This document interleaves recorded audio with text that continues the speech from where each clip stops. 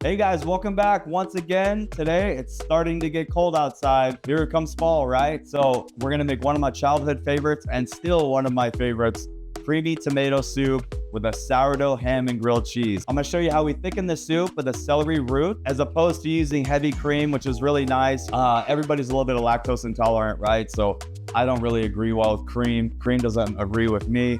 So I'd rather not use it if I don't have to. Without further ado, let's get into it.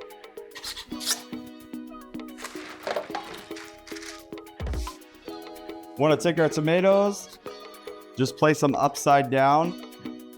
Make sure you wash your tomatoes. And then what we want to do is we want to just score an X on the bottom of these tomatoes because we're going to end up peeling these because we don't need the skins in our soup. It's just going to make it a better mouthfeel in the end product. Go ahead and drizzle with a little bit of extra virgin olive oil.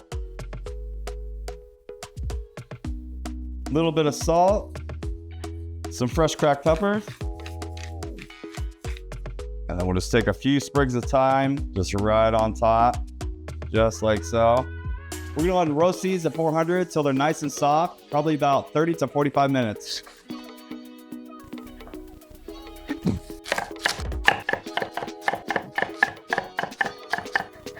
Go ahead and rough chop one onion, about 6 cloves of garlic,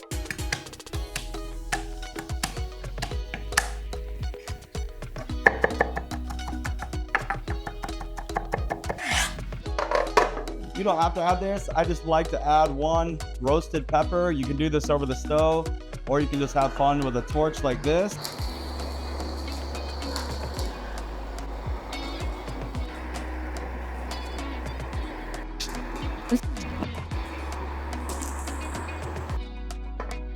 Go ahead and steam your pepper for 30 minutes before peeling. I like to use avocado or olive oil, either one. We'll add our fresh garlic, get some color on that. We want to get just a nice light golden brown toasted color on that garlic. Next, we'll add our chopped onion. Next, we're going to add a nice pinch of salt. Bring out some of that water from the vegetables. Once we have some nice color on our vegetables, we want to add a little bit of Calabrian Chili, a few bay leaves, then some more sprigs of thyme. We'll continue to cook and get a little bit more color on these vegetables. Don't worry about the thyme sprigs. We're going to strain everything through a fine mesh strainer, so you don't have to worry about any of those woody pieces ending up in your soup. Then next, we'll add our charred and peeled pepper.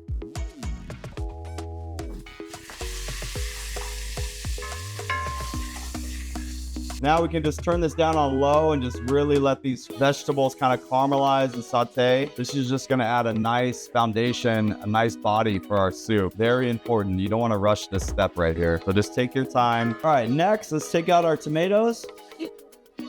Beautifully roasted. All right, so now what we wanna do, just go ahead and peel back your tomatoes. And then with all your peels, go ahead and squeeze out any extra moisture, because all this is going to go in the soup. This is all flavor, so don't waste any little ounce. There we go.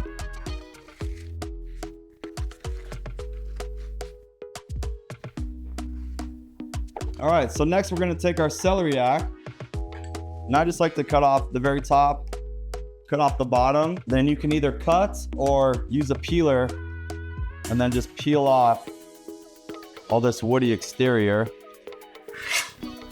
All right, so next what we're gonna do, we're gonna take our bin rinder. I'll put the link in the description. Definitely pick one of these up, Japanese mandolin. Makes jobs a lot easier. Just be very careful because you're cutting towards the blade. And then just adjust it just right to make some nice thin slices just like that.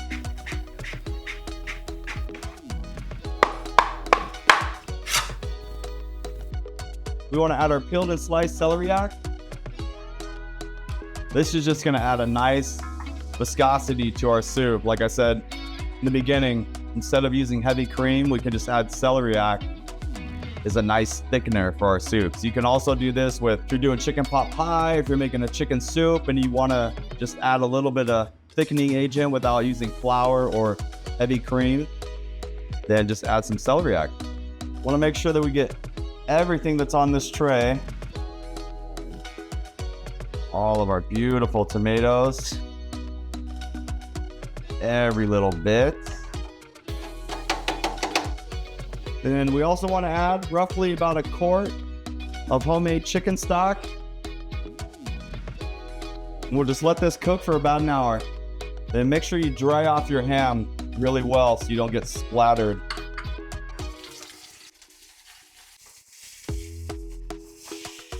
Salt, not too much. It already has salt with it. Little fresh cracked pepper. See that? You want to get that nice caramelization on the outside. That's all flavor right there. All these little tricks matter, guys. I know it doesn't seem like a big deal, but trust me, in the end product, when you go to restaurants and you wonder how they get that nice flavor that you can't get at home, it's little tricks like that that make all the difference in the world. So definitely take your time when you're cooking and really pay attention to what you're doing, how you're handling the ingredient. Caramelization is key. You want to caramelize those sugars, create that Maillard reaction. Go ahead and take these out. Ready to go. So let's go ahead and grate our cheese. I'm using 3 different types of cheese. I have white cheddar, yellow cheddar, both aged, and then some really good Munster cheese. You can use any melting cheese that you like.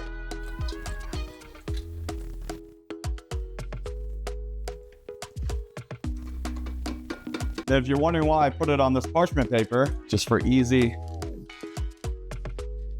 cleanup right there. So there we have our cheeses. Next, let's cut our sourdough.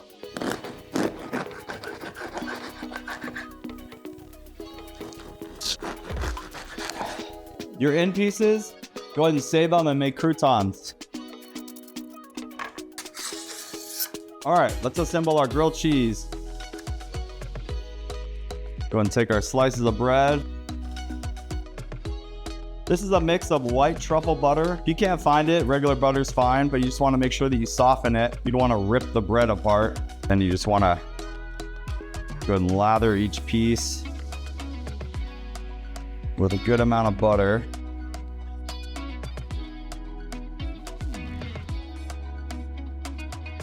Go ahead and spread that on.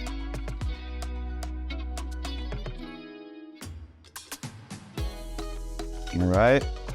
Go ahead and hit it with some Parmesan cheese.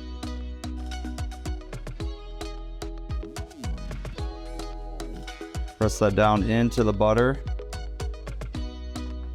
All right, so now flip these over. Now we want to take our Munster cheese. And then now we'll hit it with just a little bit of cheese.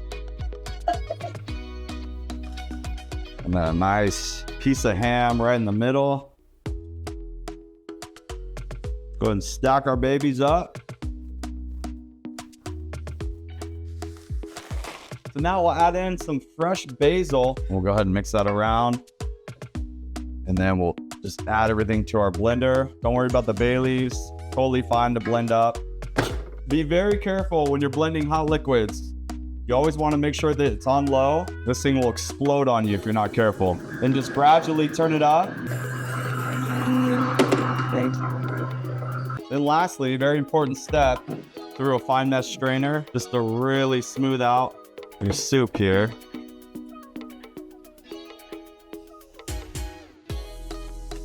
There we go.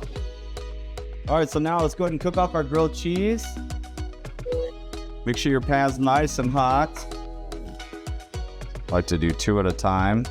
And you can put a parchment on top. Take something heavy like another pan, cast iron, and just put that right on top. Oh yeah, that's what you want to see right there. So right before I flip these over, I'll add just a little bit more Parmesan cheese. Go ahead and flip these over. Oh, look at that. That's what you want to see right there.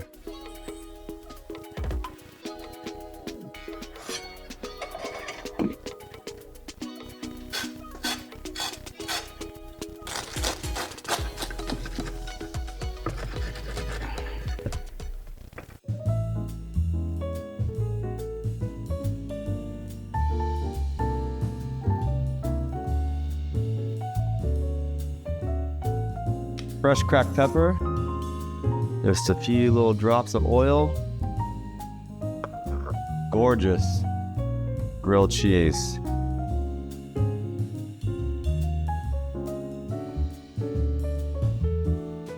All right, guys, thanks for joining me, and that's the dish. This is absolutely delicious. Let me get a little bite of this right here.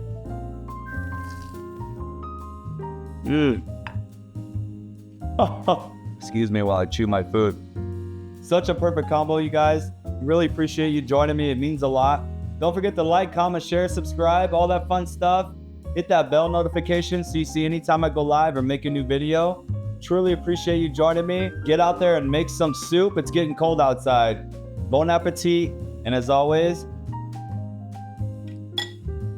oh my gosh, do not stop cooking.